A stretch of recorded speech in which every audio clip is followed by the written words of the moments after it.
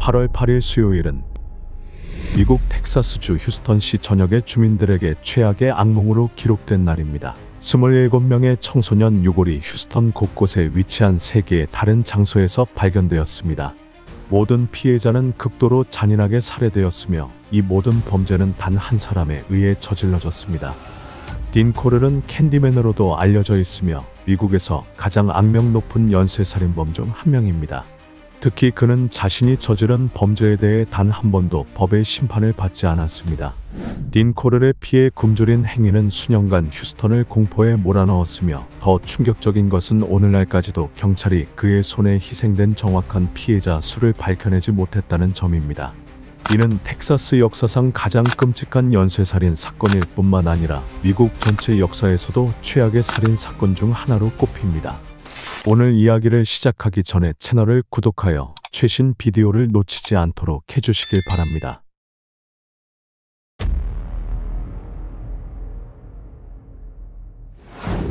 차분하고 예의 바르며 친절하고 자주 웃는 사람. 이는 이웃들이 딘 코렐을 묘사할 때 사용하는 형용사들이었습니다. 텍사스주 휴스턴시의 휴스턴 하이츠 지역 주민들에게 딘 코렐은 단정한 외모를 가진 청년으로 보였으며 가족이 운영하는 사탕 공장에서 시간을 보내는 한편 동네의 아이들과도 매우 가깝게 지냈습니다. 코렐은 지역 학생들에게 무료로 사탕을 나눠주곤 했기 때문에 많은 사람들이 그를 사랑스럽게 캔디맨이라고 불렀습니다. 그러나 그의 부드러운 미소 뒤에는 수십 년 동안 미국 전역을 충격에 빠뜨릴 비밀이 숨겨져 있었습니다. 어린이들이 좋아하는 사탕이 연쇄살인범의 별명이라는 사실은 아이러니하기 그지없습니다. 그 시기는 미국의 평화와 번영의 시대였습니다. 그러나 휴스턴 하이츠 지역에서는 소년들이 하나둘씩 미스터리하게 사라지고 있었습니다. 소년들이 수영복과 약간의 용돈만을 가지고 집을 나섰을 때조차 경찰은 그들이 단순히 가출했다고 간주했습니다. 당국은 이러한 사건들의 이상함에 크게 신경을 쓰지 않는 듯 보였습니다. 그렇게 해서 이 지역의 소년들은 차례로 갑작스럽게 사라졌으며 가족들이 실종 전단지를 배포하는 것 외에는 이 사건들에 대한 기사나 뉴스 보도조차 없었습니다. 그러나 8월 8일 오전 8시 24분 패서디나 경찰서로 걸려온 한 통의 전화가 모든 것을 바꿔 놓았습니다. 전화선 너머에서는 한 청년이 당장 여기로 와야 해요. 제가 한 남자를 죽였어요. 라고 외쳤습니다. 그는 텍사스주 패서디나의 라마르 거리 2020번지에 위치한 집 주소를 제공했습니다. 경찰과 구급대원들은 신속히 현장으로 출동하여 사건을 조사하기 시작했습니다. 현장에 도착한 경찰은 3명의 청소년, 2명의 소년과 1명의 소녀가 작은 집 앞도로에서 떨고 있는 것을 발견했습니다. 그들 옆에는 22구경 권총이 놓여 있었습니다. 17세의 웨인 헨리는 현장에 있던 3명 중 1명으로 자신이 전화를 걸었다고 경찰에게 말했습니다. 그는 경찰에게 집 안으로 들어가 보라고 하며 딘 코렐의 시신을 발견할 수 있을 것이라고 주장했습니다. 집 안으로 들어간 경찰은 과연 아무것도 입지 않은 채 엎드려 있는 딘 코렐의 시신을 발견했습니다. 시신은 침실 문 밖바닥에 있었으며 그의 가슴과 어깨에는 총상 자국이 남아 있었습니다. 하지만 이것이 끝이 아니었습니다. 침실 내부에서는 투명한 비닐로 덮인 바닥, 몇 개의 성인용 장난감, 칼, 그리고 수갑과 밧줄이 달린 커다란 합판 한 장이 발견되었습니다.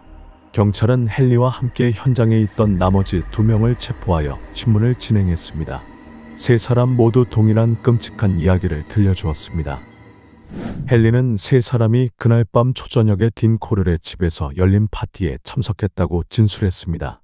그러나 코렐은 그들이 한 소녀를 그의 집에 데려온 것에 몹시 화를 냈으며 그녀가 모든 것을 망쳤다고 주장했습니다. 그 후 코렐은 그들에게 약을 먹이고 3사람 모두 기절시켰습니다. 헨리는 자신이 깨어났을 때 입이 테이프로 막혀 있었고 2 다리가 단단히 묶여 있었으며 2 친구가 근처의 합판에 묶여 있는 모습을 목격했다고 말했습니다. 헨리는 어떻게든 코렐을 설득해 자신을 풀어주게 했고 그의 권총을 빼앗아 코렐에게 겨누며 2 친구를 즉시 풀어줄 것을 요구했다고 밝혔습니다. 헨리는 이후 딘 코렐에게 여러 발의 총격을 가해 그를 사살하고 동행했던 2 친구를 구해냈습니다. 현장 증거 역시 3사람이 진술한 내용을 뒷받침했습니다. 겉으로는 이것이 분명한 정당방위 사건처럼 보였으며 헨리는 두 친구를 끔찍한 운명에서 구해낸 영웅으로 여겨졌습니다. 그러나 경찰이 헨리의 진술을 추가로 신문하던 중 헨리는 충격적인 사실을 고백했고 이 사건은 예상치 못한 방향으로 전개되었습니다. 경찰서에서 헨리는 지난 3년 동안 자신과 친구 데이비드 브룩스가 딘 코르를 도와 여러 명을 납치하고 살해했다고 자백했습니다. 헨리는 자신과 브룩스가 최소한 6명의 피해자를 공격하고 목숨을 앗아갔다고 주장하며 자신의 이야기를 입증하기 위해 경찰에게 시체를 보관한 장소로 안내할 수 있다고 말했습니다. 처음에 경찰은 헨리의 말을 믿지 않았습니다. 그들은 헨리가 약물의 영향을 받아 정신이 혼미하다고 생각했습니다. 그러나 헨리는 휴스턴 하이츠 지역에서 실종된 3명의 소년 이름을 정확히 제공했습니다. 경찰은 여전히 의심스러운 마음을 품었지만 헨리를 따라 휴스턴 남서쪽 막다른 골목에 위치한 저렴한 보트 보관소로 갔습니다. 헨리는 그곳에 11번 창고로 경찰을 안내했습니다. 창고는 딘 코르의 이름으로 임대된 상태였습니다. 경찰은 영장을 발부받아 창고를 수색했습니다. 내부에는 버려진 물건들, 산 몇 자루, 석회가 있었습니다. 흙바닥은 평탄하지 않았고 낡은 카펫이 덮여 있었으며 창고는 어둡고 환기시설이 없어 답답한 분위기였습니다. 곧 경찰은 창고 내부에서 심하게 부패한 시체의 냄새를 감지했습니다. 경찰이 바닥을 파기 시작한 후 몇 번 삽질만의 석회의 층을 발견했으며 그 아래에는 플라스틱으로 쌓인 채 목에 밧줄이 묶인 알몸의 시신이 있었습니다. 헨리는 경찰에게 이 시신이 며칠 전 실종 신고된 제임스 드레이말라라고 밝혔습니다. 불과 몇 분 만에 여러 대의 경찰차와 기자들이 11번 창고 주변에 몰려들었습니다. 경찰은 계속해서 파헤쳤고 그날 총 17구의 청소년 유골을 발견했습니다. 곧 미국 전역에서 온 기자들이 휴스턴으로 몰려와 이 끔찍한 사건을 보도했으며 신문과 방송은 휴스턴 대량 학살이라는 제목으로 사건을 대대적으로 다루었습니다. 수십 명의 실종된 청소년들의 유골이 발견되며 이는 당시 미국 사법 역사상 가장 어두운 장을 열었습니다. 창고에서 발견된 17구의 유골 외에도 헨리는 경찰에게 이것이 끝이 아니라고 주장했습니다. 경찰은 사건의 심각성을 인지하고 즉시 데이비드 브룩스를 체포했습니다. 헨리와 브룩스는 이후 경찰을 딘 코르 가족이 소유한 샘 레이번 호수 근처 낚시용 오두막으로 안내했습니다. 그곳에서 두 사람은 또 다른 4명의 희생자가 묻힌 장소를 가리켰습니다. 수색 과정에서 경찰은 인근 비포장 도로 근처에서 2명의 추가 희생자를 발견했습니다. 그 다음으로 수사팀은 하이 아일랜드 해변으로 이동해 추가로 6구의 시신을 발견했습니다. 몇몇 희생자는 석회를 덮은 상태로 투명한 플라스틱으로 쌓여 있었습니다. 발견 당시 그들의 얼굴은 비교적 온전한 상태였습니다. 몇몇 시신은 입이 테이프로 봉해져 있었고 다른 시신은 나일론 끈이 목을 감고 있거나 머리에 총상이 있었습니다. 발견된 모든 시신은 심하게 부패한 상태였습니다. 총 27구의 희생자 유골이 3군데의 장소에서 발견되었습니다. 마지막 2구의 희생자를 발견한 후 경찰은 수색을 종료하기로 결정했습니다. 브룩스와 헨리는 하이 아일랜드에 더 많은 희생자가 묻혀 있을 것이라고 주장했지만 정확한 위치는 알지 못했습니다. 부검 결과 피해자들은 심각한 신체적 학대, 공격, 그리고 신체 훼손의 흔적이 발견되었습니다. 많은 피해자는 몸속에 이물질이 삽입된 흔적도 있었습니다. 대부분의 피해자는 옷, 치과 기록, 그리고 일부는 시신과 함께 묻힌 신분증을 통해 즉시 신원이 확인되었습니다. 그러나 몇몇 희생자들, 특히 3명의 피해자는 수년간 신원이 밝혀지지 않은 상태로 남아 있었습니다. 딘 코르의 끔찍한 살인 행각이 밝혀진 후 휴스턴 경찰은 청소년 실종 사건에 대해 적절히 조사하지 않은 점에서 심한 비판을 받았습니다. 대부분의 피해자들은 휴스턴 북서쪽에 위치한 작은 동네인 하이츠의 주민이었습니다. 그중 11명은 같은 학교에 다녔으며 모두 코르의 사탕 공장에서 일한 경험이 있었습니다. 왜 아무도 이 치명적인 공통점을 주목하지 않았을까요? 그리고 왜 경찰은 실종된 소년들을 찾기 위해 더 많은 노력을 기울이지 않았을까요? 안타깝게도 대부분의 실종 사건은 단순히 가출 사건으로 치부되었습니다. 당시 휴스턴 경찰서장과 시장은 소년들의 부모에게 책임을 돌리며 비난했습니다. 그들은 사건 발생 당시 많은 청소년이 집을 떠나 히피 운동에 참여하고 있었기 때문에 범죄 증거가 없는 한 경찰이 조사할 이유가 없다고 주장했습니다. 이 과정에서 휴스턴 경찰은 잘못된 방법으로 동성애자 커뮤니티를 공격했습니다. 경찰은 코렐과 같은 일탈자를 찾을 수 있을 것이라 믿으며 동성애자 발을 급습했습니다. 희생자들의 가족과 미국 전역의 대중은 휴스턴 경찰의 실수와 사건 처리 방식에 대해 분노했습니다. 이 시점에서 대중과 언론은 딘 코렐이라는 인물이 누구이며 왜 그렇게 오랫동안 끔찍한 범죄를 저지를 수 있었는지에 대해 의문을 품기 시작했습니다. 하이츠의 주민 누구도 전과가 없었던 딘 코렐이 미국 역사상 최악의 사냥꾼 중 한 명이라는 사실을 이해할 수 없었습니다. 일반적으로 연쇄살인범은 어린 시절의 충격적 경험이나 불행한 삶의 결과로 심리적 불안정을 겪습니다. 하지만 딘 코렐의 경우 그러한 논리가 완전히 들어맞지는 않았습니다. 그는 단순히 인간성을 상실한 악인이었습니다. 딘 코렐은 인디애나주 포트 웨인에서 사탕 제조업을 하는 가정에서 태어났습니다. 부모가 별거했지만 코렐은 유복한 삶을 살았고 큰 변화를 겪지 않았습니다. 학교에서는 예의 바른 학생이었지만 고독한 성격이었으며 학업 성적도 평균 이상이었습니다.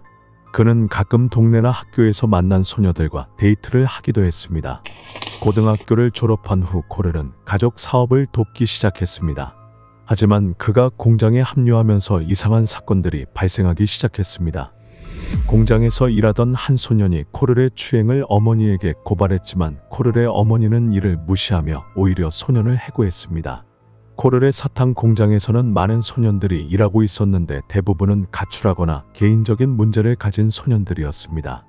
코렐은 이들과 빠르게 친밀한 관계를 맺었고 동네의 많은 소년들에게 사탕을 나눠주며 친구가 되었습니다. 이들 중 한 명이 바로 데이비드 브룩스로 이후 코렐의 주요 공범이 됩니다. 브룩스는 다른 소년들처럼 코렐에게 사탕을 받고 놀러 다니며 그와 친해졌습니다. 이후 2년 동안 코렐은 자신의 사악한 본성을 드러내며 공장에서 일하는 소년들을 지속적으로 학대했습니다. 브룩스가 이를 목격하자 코렐은 돈을 주며 그를 입막음하려 했습니다. 그는 브룩스에게 쉐보레 코르벳을 선물하며 추가로 소년들을 자신의 집으로 유인하면 $5에서 $10의 보수를 주겠다고 제안했습니다. 브룩스는 이를 받아들였고 이후 친구인 웨인 헨리를 코렐에게 소개했습니다. 코렐은 브룩스에게 했던 것과 유사한 제안을 헨리에게도 했습니다. 매력적인 소년 한 명을 데려올 때마다 $200를 주겠다는 것이었습니다. 결국 이 두 명의 소년은 경찰에게 코렐이 자신들을 조수로 고용했다고 인정했습니다. 그 후 몇 년 동안 브룩스와 헨리는 13세에서 20세 사이의 소년 28명을 코렐의 집으로 유인했습니다. 이들은 고급차, 사탕, 무료 술, 그리고 호화로운 홈파티 초대에 현혹되어 코렐의 함정에 빠져들었고 돌아오지 못했습니다. 딘 코렐과 그의 공범들은 유인한 피해자들을 집으로 데려온 후 다양한 방법으로 그들을 묶고 입을 막았습니다. 그런 다음 코렐은 피해자들에게 집으로 엽서나 짧은 편지를 쓰게 하여 가족들에게 자신들이 안전하다고 믿게 만들었습니다. 3명의 범죄자는 번갈아 가며 피해자들을 끔찍하게 학대했습니다. 실종된 아이들의 부모가 이 편지들의 의문을 제기하더라도 경찰은 이를 아이들이 다른 지역으로 떠났음을 보여주는 증거로 간주했고 사건은 끝내 조사되지 않았습니다. 코렐의 집으로 끌려온 모든 소년들은 살해당했습니다. 이 과정에서 데이비드 브룩스와 웨인 헨리도 범죄에 적극적으로 가담했습니다. 코렐은 의심을 피하기 위해 약 2주마다 거처를 옮기며 범행을 이어갔습니다. 그의 범죄는 헨리가 더 이상 살인을 원치 않게 되면서 비로소 끝이 났습니다. 8월 8일 헨리는 코렐의 지시에 따라 2명의 소년을 텍사스 패서디나 라마르 거리 2020번지에 있는 집으로 유인했습니다. 그날 밤 4사람은 함께 술을 마시며 파티를 즐겼고 모두 만취 상태가 되었습니다. 하지만 다음 날 아침 헨리는 자신이 다른 2 피해자와 함께 묶여 있다는 사실을 발견했습니다. 코렐의 병적인 본성이 드러난 순간 그는 2년 넘게 자신의 범죄를 돕던 헨리까지 희생자로 삼으려 했습니다. 헨리는 절망 속에서 코렐에게 자신을 풀어달라고 간청하며 2 피해자를 함께 죽이는데 협조하겠다고 거짓으로 제안했습니다. 다행히도 코렐은 이 제안을 받아들였고 헨리를 풀어주었습니다. 이때 코를의 배신은 헨리의 분노를 자극하며 그를 각성시켰습니다. 헨리는 갑자기 권총을 잡고 코를에게 이 더러운 짓은 더 이상 계속될 수 없다고 외쳤습니다.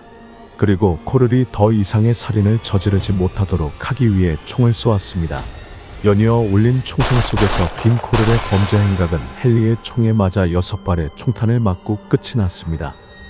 헨리와 브룩스는 이후 법정에 서게 되었고 살인죄로 기소되어 둘 다 종신형을 선고받았습니다. 사건이 종결된 후 몇 년 뒤 딘 코를의 소지품 중에서 수갑을 찬 채로 찍힌 한 청년의 폴라로이드 사진이 발견되었습니다. 더욱 충격적인 사실은 이 청년이 코를의 피해자 목록에는 포함되어 있지 않았다는 점입니다. 이에 따라 딘 코를이 실제로 몇 명을 살해했는지조차 끝내 밝혀지지 않았습니다.